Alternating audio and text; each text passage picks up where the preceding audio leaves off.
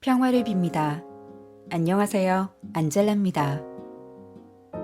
벌써 10월 마지막 날이네요. 올 한 해 동안 나는 무엇을 위해 살아왔나요? 올해도 2달밖에 남지 않은 지금, 주님의 목소리에 귀를 기울였는지, 기도로서 주님을 만나며 생활했는지 돌아봅시다.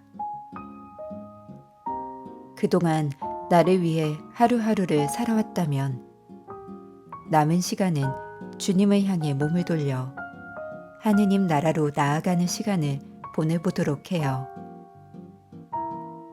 주님을 향한 삶만큼 더 풍요로운 삶은 없을 것입니다. 나를 살아있게 하는 주님의 말씀, 오늘도 함께해요.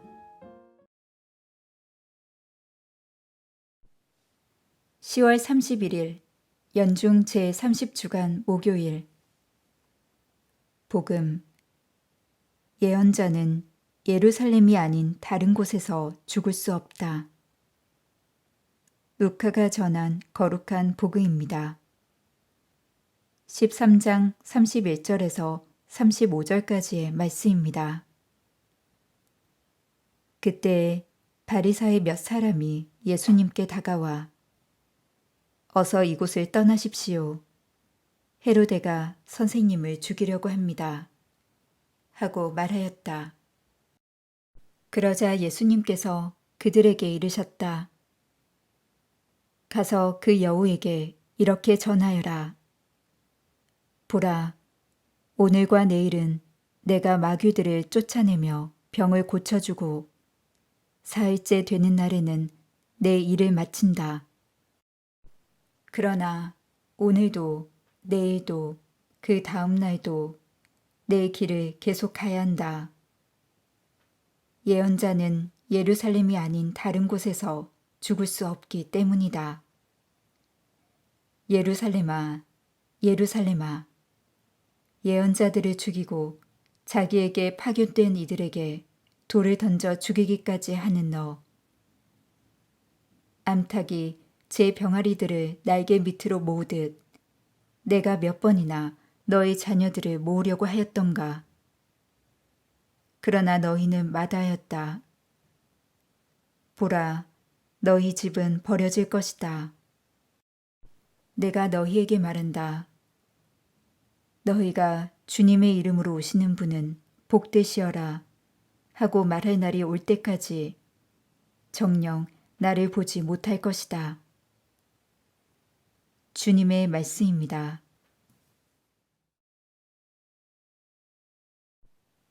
오늘의 묵상.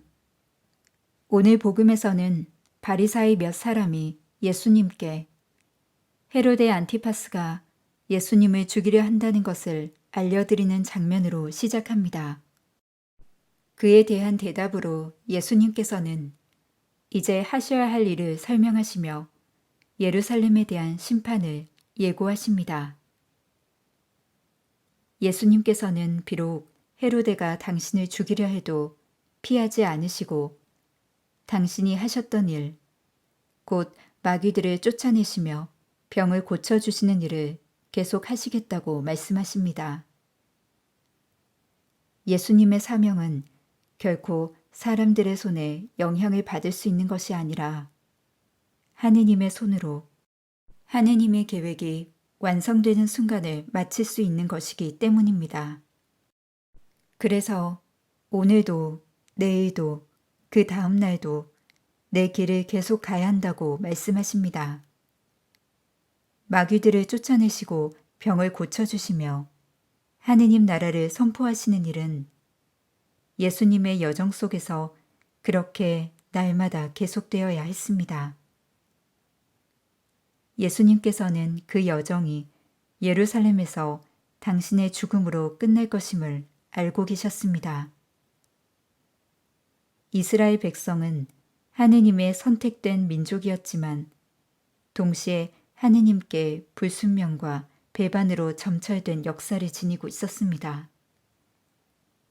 예루살렘은 성전과 왕궁이 있는 곳, 곧 하느님의 현존과 하느님께서 뽑으신 임금이 머무르는 곳이기에 이스라엘 백성의 정체성에서 중심적인 장소입니다.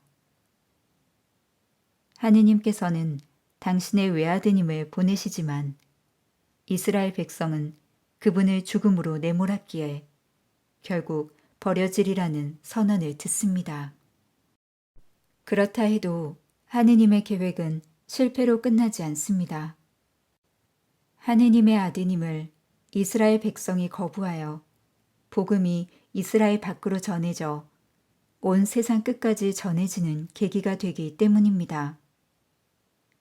온 인류를 구원하시는 하느님의 섭리는 참으로 오묘합니다. 보라, 너희 집은 버려질 것이다. 보라, 너희 집은 버려질 것이다. 보라, 너희 집은 버려질 것이다. 자비로우신 주님, 주님께서 저희를 구원하시리라 믿고 믿음이 굳건한 그리스도인의 길을 밝혀주소서.